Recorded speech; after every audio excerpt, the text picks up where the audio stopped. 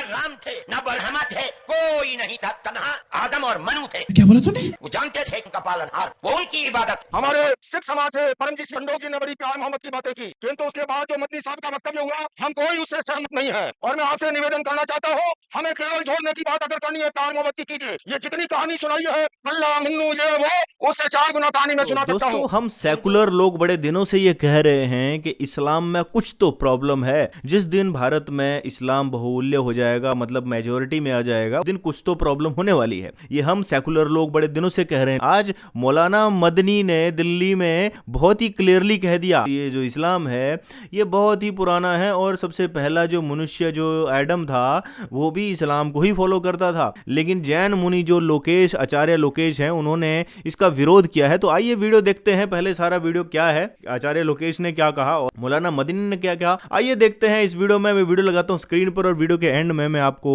Detail में अपने view बताऊंगा, तो वीडियो एंड तक जरूर देखिएगा। अगर चैनल को सब्सक्राइब नहीं करा है तो चैनल को सब्सक्राइब जरूर कर लीजिए। हिंदू और मुस्लिम 1400 साल से तकरीबन एक साथ रहते हैं, हमारा कोई इख्तिलाफ नहीं। हमने कभी किसी धर्म के आदमी को अपना धर्म छोड़कर इस्लाम धर्म को अपनाने की जबरदस्ती नहीं की। चल झूठा। हमने मुल्क की आजादी के बाद, बदकिस्मती से मुल्क की तकसीम के बाद से हमने इस मुल्क के अंदर आपस के इख्तलाफ को देखा। यहाँ तक के इख्तलाफ होते होते हुकूमतें बदलते बदलते हुकूमत बीजेपी की आई। हमने कभी ये आवाज नहीं सुनी थी। हमने ये भी सुना कि इन 20 करोड़ मुसलमानों को घर वापस करो। ये आवाज इससे पहले कभी नहीं आई थी। फिरकापरस्त ज़हनियत इतनी आजाद हो गई कि वो ये समझती है कि हम 20 करोड़ मुसलमानों को फिर दोबारा वापस करके अपने घर की तरफ ले जाएंगे। यानी इसका मतलब है कि हम उनको हिंदू बनाएंगे, इसलिए कि हिंदू उनका घर है, उनके बाप दादा हिंदू थे। मगर मैं आपको, यहाँ के धर्मगुरु बैठे हुए हैं और मैं मुसलमानों को नहीं, मैं पूरे मुल्क के अंदर मीडिया के जरिए से ये बात पहुंचाना चाहता हूँ कि ऐसा कहने वाले लोग न अपने मुल्क की तारीख को जानते हैं, वो जाहिल हैं, न वो अपने मजहब की तारीख को जानते हैं। भाई कुछ ज्यादा नहीं हो गया? लेकिन मुझे बड़ी हैरत है कि बहुत पढ़ा लिखा आदमी, समझदार आदमी और आरएसएस जैसी पार्टी का सदर और संचालक, वो ये कहता है कि मुसलमान अगर चाहें तो अपने धर्म पर रहें और चाहें तो अपने पूर्वजों की तरफ लौट जाएं। क्या मतलब? हिंदू बन जाएं, इससे कि उनके पूर्वज हिंदू। अरे बाबा, हमारा सबसे पहला पूर्वज मनु है, हम तो उसके चरणों के ऊपर अपना सर रखे हुए हैं और दुनिया को कहते हैं कि आओ आओ मनु के चरणों के ऊपर अपना सर रख। हमारी ये तारीख है, हमारा ये धर्म है। तुम्हारे आबा अजदाद हिंदू नहीं थे, तुम्हारा सबसे पहला दादा परदादा लकड़ दादा सकड़ दादा वो मनु था। मनु एक अल्लाह की, एक कौम की इबादत करने वाला था। इसका मतलब है कि वो एक कौम एक अल्लाह की इबादत कर। ये इस धरती की तारीख है। न उस वक्त शिव थे, न राम थे, न बरहमा थे, कोई नहीं था, तन्हा आदम और मनु थे। अच्छा, हमको सिखा रिया है। वो जानते थे कि उनका पालनहार कौन है, वो उनकी इबादत करते थे। हमारे बिरादरान वतन ने 33 करोड़ अपने 33 कोटि होती है उन्हें बना करोड़ रखा है नहीं। देवी देवता। हमने 360 देवी देवता बना रखे थे। रोजाना सुबह को उठकर हम उनकी इबादत किया करते थे। हम रास्ते से भटके हुए थे, मनु के रास्ते से भटके हुए थे। मैं मदनी साहब, आप मेरे पिता तुल्य हैं, मैं आपको दावत देता हूँ शास्त्रार्थ के लिए। आप दिल्ली आइए, आप मुझे सहारनपुर बुला लेंगे, मैं सहारनपुर आऊंगा। और आपको निवेदन करता हूँ, जैन धर्म के 24वें तीर्थंकर भगवान महावीर हुए और उससे पहले भगवान 523वें थे। वरिष्ठ नेमी जो है योगीराज कृष्ण के चचेरे भाई थे, किंतु याद रखिए उससे पहले तीर्थंकर भगवान ऋषभ थे, जिनके पुत्र भरत और बाहुबली के आधार पर इस भारत का इसका नाम पड़ा है। आप कैसे नहीं मिटा सकते? आपने जो बात कही है मैं सहमत नहीं हूँ और मेरे सारे धर्म के संत वो इससे सहमत नहीं है। हम केवल सहमत हैं, आपस में मिलजुल कर रहे, प्यार से रहे, मोहब्बत से रहे। और इसके सिवा ये जो कहानी ओ मन्नू अल्लाह उसकी औलाद, ये फालतू की बातें हैं। सारा पलीटा लगा दिया एकता के सद्भावना के सम्मेलन। हमारे परमात्मा निकेतन के स्वामी चिदानंद जी ने प्यार मोहब्बत की बातें की। मैं जैन आचार्य लोकेश मुनि प्यार मोहब्बत की बातें की। हमारे गोस्वामी तुलसी जी महाराज ने प्यार मोहब्बत की बातें की। परमजीत सिंह जंडोक जी ने प्यार मोहब्बत की। अच्छा माहौल चल रहा था और उसके साथ जो सहारनपुर से आए हुए मदनी साहब का जो वक्तव्य आया, वो बिल्कुल उस वक्तव्य से कोई जोड़ने वाली बात नहीं है। और उन्होंने अपनी एक कहानी, हम तो ये कहते हैं हमको पैदा करने वाला हमारा माँ बाप है, हमारे माँ बाप ने हमको पैदा किया है। हमको भगवान महावीर अल्लाह ने पैदा नहीं किया है, हम उनको उससे ऊपर मानते हैं। ये फालतू की बातें, उसने पैदा किया, अरे पैदा मेरे माँ बाप ने किया, और हम ये मानते हैं कि मेरे अच्छे कर्मों से सद्भाग्य का निर्माण होता है, खराब कर्मों से दुर्भाग्य का निर्माण होता है। हम इस फिलोसॉफी को मानते हैं। हमने सारी मुल्क को जोड़ने की बातें की। इन्होंने इस तरह से उस आदम को, अल्लाह को ला करके और मनु को लाके जिस तरह से प्रतिपादन किया, पूरी की पूरी ये हम जो भारतीय सर्वधर्म संसद के लोग, और हमने सर्वसम्मति से, मैं अकेला नहीं, हम इसका विरोध करते हैं, मुखाबलत करते हैं। मैं जैन दर्शन को मानता हूँ। मैं ये मानता हूँ कि मुझे पैदा मेरे माँ बाप ने किया है। कोई भगवान पैदा नहीं करता। भगवान तो राग देश से ऊपर होता है, भगवान आसक्ति मोह से ऊपर होता है, भगवान अटैचमेंट से, हेट्रेड से ऊपर होता है। उसको बीच में घसीटने की जरूरत नहीं। ये बड़ी अच्छी बात कही आप। मैंने जितना कहना आपको कह दिया, अब आप इसका विश्लेषण कीजिए। भारत एक धर्मनिरपेक्ष राष्ट्र है, लेकिन इस मंच पर अन्य धर्मों की उपेक्षा करके केवल एक ही धर्म को सर्वोपरि बनाने की कोशिश की गई, जो भारतीय सर्वधर्म संसद को स्वीकार नहीं थी। भारतीय सर्वधर्म संसद का ही विरोध है जी जी कहते हैं। भारत को कैसे स्ट्रांग बना सकते हैं उसकी बात की जाए। गरीबी, बेरोजगारी, अशिक्षा, इसकी लड़ाई लड़नी थी, लेकिन हम यहाँ पर धर्म की लड़ाई लड़ रहे हैं। भाई कौन पुराना है, कौन बड़ा, से क्या फर्क पड़ता है? आज की बात करो ना। मनु और आदम को एक बताया गया। देखिए, हर एक धर्म का इतिहास अलग है, हर एक धर्म का ग्रंथ अलग है। हमें उस पत्र में नहीं पढ़ना, हमें आज के भारत की बात करनी है। और ये जो कार्यक्रम था, ये आज के भारत को सशक्त, स्वस्थ, समृद्ध, कैसे हम आत्मनिर्भर बना सकते हैं, इसके लिए था। ओम और अल्लाह को भी एक बताया गया। अगर ओम और अल्लाह को एक बताया कि ओमकार की जाप करो, फिर अल्लाह को क्यों बोल रहे हो? रुको जरा, सबर करो। तो दोस्तों, जैसा कि मैंने कहा था कि मैं वीडियो के एंड में अपने व्यू बताऊंगा, तो इसके ऊपर मैं अपने व्यू बताना चाहता हूं। ये कहते हैं कि ओम ही अल्लाह है, अल्लाह ही ओम है। तो इसको हम यहाँ पर खारिज इसलिए करना चाहते हैं क्योंकि ये बिल्कुल मनगढ़ंत बातें हैं, झूठी बातें हैं। ओम कभी भी अल्लाह के बराबर हो ही नहीं सकता, क्योंकि ओम एक मंत्र है और ओम जो है वो ध्वनि है। अ, उ, म के मिश्रण से ही दोस्तों ओम का जो उद्गम हुआ है, और ओम ऐसी ध्वनि है जो हम कहते हैं कि इस ब्रह्मांड की ध्वनि है, और जिसको अगर आप मन को एकाग्र करने के लिए अगर आप जब बैठते हो तो इस मंत्र से आप ईश्वर तक पहुंच सकते हो। ये ईश्वर तक पहुंचने की कड़ी है। ओम ईश्वर नहीं है, ओम ईश्वर तक पहुंचने की जरिया है, की कड़ी है या रास्ता है। तो अल्लाह तो आप कहते हो ईश्वर है, तो फिर ईश्वर और जो ईश्वर में पहुंचने की घड़ी एक बराबर आपने कर दी, तो मतलब इसका मतलब आपको कुछ भी ज्ञान नहीं है। दूसरी चीज एक और कहना चाहूंगा, ये लोग कहते हैं कि जो अल्लाह है वो निरंकार है। अल्लाह निरंकार आप कहते हैं, लेकिन एक्चुअल में अल्लाह का आकार है। अल्लाह 7 आसमानों के ऊपर तख्त में बैठता है। ना तो आपका अल्लाह निरंकार है, ना ही आपका अल्लाह निर्गुण है। लेकिन ईश्वर की अगर हम बात करें तो ईश्वर जो है वो निर्गुण भी है और निरंकार भी है। हमारा जो ईश्वर है, जो वेदों में जिस ईश्वर की बात कही जाएगी है, उसका कोई आकार नहीं है। न तस्य प्रतिमा अस्ति, उसकी कोई प्रतिमा नहीं है। लेकिन हम लोग जो सनातनी है वो फिर भी ईश्वर की जो प्रतिमा बनाते हैं, लेकिन हमारे ईश्वर ने कभी भी मना नहीं करा कि आप मेरी प्रतिमा मत बनाओ। ईश्वर भगवत गीता में कहते हैं, चैप्टर नंबर 7 वर्ष नंबर 20 से लेके 25 तक अगर आप पढ़ो तो वहां पर ये कहते हैं कि आप जिस रूप में मुझे पूजोगे मैं उसी रूप में आपको आकर फल भी देता हूं। हमारा ईश्वर जो है वो निरंकार भी है और निर्गुण भी है, जबकि अल्लाह जो है निर्गुण नहीं है। और आप कहते हो निरंकार है, तो चलो हम मान भी लेते हैं, लेकिन एक्चुअल में नहीं है, क्योंकि वो उस तख्त के ऊपर बैठता है। अल्लाह क्रोध भी करता है, अल्लाह को गुस्सा भी आता है, अल्लाह दंड भी देता है। तो यानी कि आपका अल्लाह जो है वो निर्गुण नहीं है। यहाँ पर आपको इस चीज के ऊपर खुद रिसर्च करना चाहिए अपनी किताबों का। अल्लाह जो है वो डराता है, काफिरों को डराता है, जहन्नम की आग से डराता है। तो यानी कि आपका अल्लाह अगर डरा रहा है और लोगों के ऊपर क्रोध कर रहा है, तो वो गुण के साथ है, मतलब उसके अंदर वो गुण आ जाते हैं। तो ईश्वर वो कैसे हो सकता है जिसके अंदर गुण है? वो ईश्वर नहीं हो सकता। आपको इस बारे में सोचना जरूर चाहिए। और यहाँ पर एक और चीज बोलना चाहेंगे कि आप कहते हो कि अल्लाह और ओम एक बराबर है, लेकिन एक बराबर नहीं हो सकता, क्योंकि आपका जो अल्लाह है वो सर्वव्यापक नहीं है। आपका अल्लाह 7वें आसमान के ऊपर रहता है और हर रात को वो चौथी घड़ी में जमीन के ऊपर आता है। आपका अल्लाह यहाँ से उतर कर वहां पर आता है, यानी कि वो सर्वव्यापी नहीं है, वो हर जगह नहीं है। लेकिन ईश्वर जो है वो सर्वव्यापी है, वो कण कण में है, पल पल में है, हर जगह पर व्याप्त है, उसे कहीं भी आने और जाने की जरूरत नहीं पड़ती है। ईश्वर जो है वो सर्वशक्तिमान है, पावरफुल है। हम इसीलिए ईश्वर को अलग अलग रूपों में पूजते हैं। हम इंसान ईश्वर को अलग अलग रूपों में,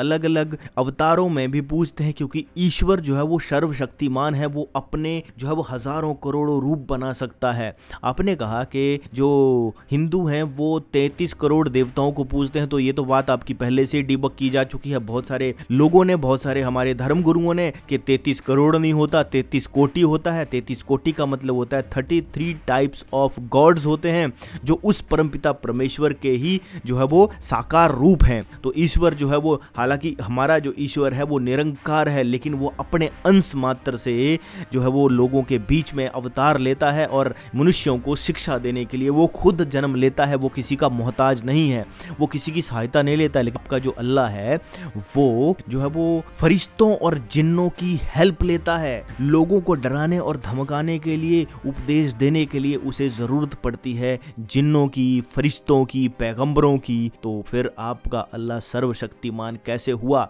आपका अल्लाह सर्वशक्तिमान नहीं है, ये यहाँ से साबित हो जाता है। जो ईश्वर है वो कर्म के आधार पर लोगों का न्याय करता है, उनके साथ जस्टिस करता है। जैसा कर्म करोगे वैसा आपको फल भोगना ही पड़ेगा, ये ईश्वर कहते हैं। अगर आप गलत काम करोगे तो उसका गलत काम का जो फल है, जब तक आप भुगत नहीं पाओगे तब तक आप उस चक्कर से नहीं निकल सकते हो। एक एग्जाम्पल देता हूं जल का, कि जल जब बाष्प बन के बादलों में जाता है तो वो एक कर्म किया हुआ है उस जल ने। जब वो ऊपर जाता है, ठंडा होता है, तो जब वो कर्म हो चुका है तो उसका फिर उसको फल यही होता है कि उसे ऊपर से नीचे गिरना ही है।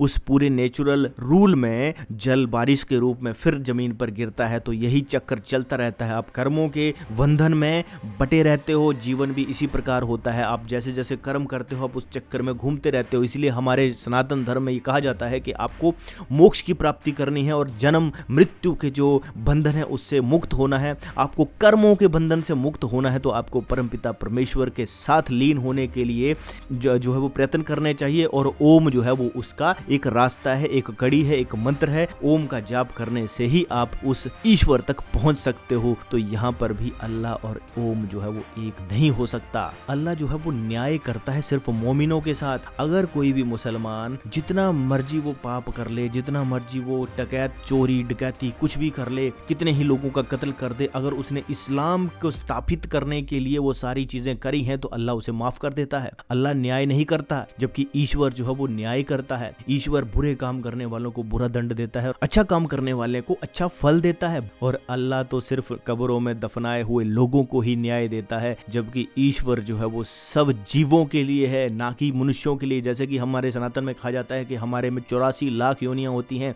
और सब जीवों के लिए ईश्वर का जो है कृपा होती है। वो खाली ऐसा नहीं है कि सिर्फ मनुष्यों के लिए ही ईश्वर है, ईश्वर हर जीव के लिए है। हर पक्षी, पशु, पेड़, पहाड़, हर चीज के लिए जो ईश्वर का न्याय है। अगर एक पशु भी अपने जो कर्मों के फल को भोगता है तो उसे फिर अगला जन्म जो है उसके कर्मों के अनुसार मिलता है। और फिर कहते हैं 84 लाख योनियों को भोग कर ईश्वर जो है वो मनुष्य का जीवन देते हैं, ताकि आप इस मनुष्य के जीवन में आप कुछ ऐसा काम करें जिससे आप इस जन्म मृत्यु के चक्कर से जो है वो आप मुक्ति पा जाएं। तो ये सनातन की थ्योरी है, लेकिन आप में ऐसा नहीं है। आपके में तो न्याय सिर्फ मोमिनों को मिलेगा और काफिरों को तो जहन्नम की आग में जला दिया जाता है। तो कहां से जो है वो ईश्वर और अल्लाह एक जैसे हो गए? और दोस्तों, ईश्वर कभी भी परीक्षा नहीं लेता है, जबकि अल्लाह जो है वो परीक्षा लेता है। और इस परीक्षा में जो है वो अल्लाह तरह तरह के आपको भटकाता है और आपको जो है वो काफिरों को मारने के लिए जो है वो उकसाता है और आपको कहता है कि काफिरों का जहाँ कहीं पाओ वो कत्ल करो। ऐसा कुरान में लिखा हुआ है, मैं नहीं कह रहा। अगर किसी को डाउट है तो वो अपना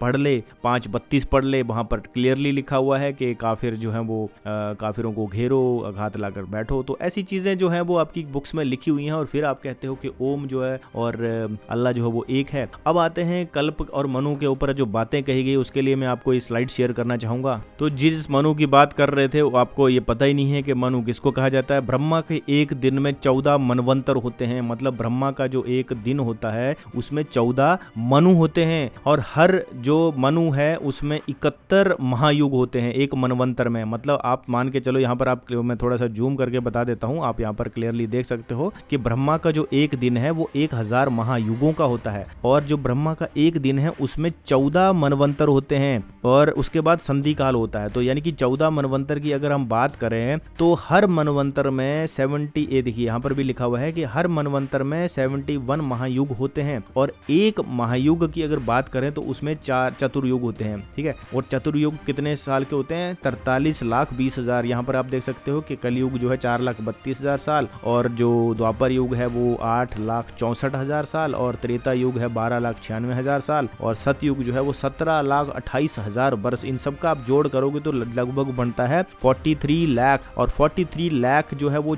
एक चतुर्युग है। तो यानी कि ब्रह्मा का अगर एक दिन की हम बात करें तो ब्रह्मा का एक दिन होता है 1000 महायुगों का। तो आप 43 लाख को अगर मल्टीप्लाई कर दोगे 1000 से तो वो बनता है 4 अरब 43 करोड़ साल का लगभग। ठीक है, तो आपको तो ये पता ही नहीं है कि ब्रह्मा पहले है कि मनु पहले है। आपने कहा सबसे पहला पुरुष मनु है और ब्रह्मा तो बाद में आए, लेकिन आपको ये नहीं पता कि ब्रह्मा उसका बहुत मतलब अनंत काल तक रहता है ब्रह्मा। तो ये धरती की एज यहाँ पर बताई गई है 4.53 बिलियन ईयर। और अभी अगर मैं जो आपको ये बात कर रहा था कि ब्रह्मा का जो एक दिन है वो 4 अरब 32 करोड़ साल, तो वो भी लगभग इतना ही होता है कि 4.5 तो हमारे इसमें यहाँ पर लिखा हुआ है 4.3 बिलियन। तो ये ब्रह्मा का मतलब एक दिन होता है और इतने ही वर्ष की रात भी होती है ऐसा माना जाता है। तो ये हमारे जो शास्त्रों में लिखी हुई कैलकुलेशन है। अब तो ये है सारी कैलकुलेशन, तो आपको मनु का नहीं पता, आपको मनवंतर का नहीं पता, आपको ये भी नहीं पता कि ब्रह्मा के एक दिन में 14 मनु होते हैं, हर मनु का नाम अलग अलग है। तो ये किस मनु की आप बात कर रहे हो वो आपको यहाँ पर स्पष्ट करना चाहिए। बस आपको बस इस्लाम की स्थापना बस दिखानी है दुनिया में कि भैया इस्लाम सबसे पुराना है, लेकिन आपको ये पता ही नहीं है। यहाँ पर आरएसएस के मोहन भागवत और बाकी संत जो है वो सेकुलरिज्म की बात कर रहे थे, सर्वधर्म समभाव की बात कर रहे थे, भारत को कैसे हम आगे ले जाएं उसकी बात कर रहे थे। लेकिन आपको तो दुनिया में बस इस्लाम को स्थापित करना है। आप बस ये बोल दोगे कि सबसे पहला जो पुरुष था आदम वो इस्लाम को मानता था, तो फिर क्रिश्चियन तो अलग मानते हैं, उनकी तो आइडियोलॉजी अलग है। सबसे ज्यादा जो है इस दुनिया में शायद क्रिश्चियन ही है। तो फिर आप क्रिश्चियनों से पहले तो ये डिबेट कर लो कि भैया एडम जो है इस्लाम को पूजता था या एडम जो था वो क्रिश्चियनिटी को मानता था। और ये सारी जो इनकी जो कैलकुलेशन है दुनिया बनाने की, ये कहते हैं कि दुनिया बने हुए सिर्फ 6027 वर्ष हुए हैं, जबकि मैंने आपको कैलकुलेशन बताई जो साइंटिफिक प्रूफ भी बताते हैं कि जो धरती की एज है लगभग 4.5 बिलियन ईयर की है। और अगर हम सनातन की बात भी करें तो सनातन का जो हमारा कैलेंडर है उसमें 1 अरब 96 करोड़ यानी कि 1.96 बिलियन ईयर हमारा जो हिंदू कैलेंडर है वो है। आप सर्च कर लीजिए अगर मैं गलत बोल रहा हूँ। अर्थ की एज और जो ब्रह्मा का एक दिन जो लगभग 1000 वर्ष को उन्होंने जो बांटा हुआ है कि 1000 महायुग होते हैं। ठीक है, ब्रह्मा के एक दिन में 1000 महायुग होते हैं और हर महायुग 43,30,000 साल का होता है। तो अगर आप 43,32,000 साल को मल्टीप्लाई करोगे 1000 से तो लगभग 4.32 बिलियन ईयर ही आता है। तो ये सारी चीजें हैं, ये कैलकुलेशन समझिए। सनातन जो है इसलिए हम कहते हैं कि सनातन ही है, सनातन कोई मजहब नहीं है, सब लोग सनातन है। इस पृथ्वी पर रहने वाला हर जीव जो है वो सनातन है। तो दोस्तों ये वीडियो था कि तादाद बढ़ गई तो उस दिन ये लोग जो है वो अपनी आइडियोलॉजी को जबरदस्ती आपके ऊपर तलवार के जोर पर भी स्थापित करेंगे। और अभी शुरुआत है, आपने ये देख लिया नमूना, ये ट्रेलर है, पिक्चर अभी बाकी है। जिन लोगों को अभी भी समझ में नहीं आ रहा है, अभी भी वो लोग अपने अलग ही सेकुलरिज्म में एक्चुअली घूम रहे हैं, तो उन सेकुलरिज्म वालों को अपने दिमाग को खोल लेना चाहिए और सुनना चाहिए एक्स मुस्लिम्स को भी कि वो अपने चैनल पे क्या कह रहे हैं। दोस्तों ये वीडियो था, उम्मीद करता हूँ ये वीडियो आपको पसंद आया होगा और वीडियो में अगर कोई गलती त्रुटि हो गई है तो उसके लिए क्षमा का प्रार्थी रहूंगा, क्योंकि हम भी जान रहे हैं, सीख रहे हैं चीज़ों को। हम लोग परफेक्ट नहीं हैं, हम लोग भी सीकर हैं, जान रहे हैं चीज़ों को, लेकिन जितना हम जान पाए हैं उतना आपके समक्ष रखा है। और अगर आप इससे इत्तेफाक नहीं रखते हैं तो अपनी राय कमेंट बॉक्स में जरूर बताइए। और अगर आप बाकी एग्री भी होते हो तब भी आप अपनी राय कमेंट बॉक्स में जरूर बताइए। और अगर चैनल को सब्सक्राइब नहीं करा तो चैनल को सब्सक्राइब जरूर कर लीजिए। मिलूंगा नेक्स्ट वीडियो में। तो जय हिंद, वंदे मातरम।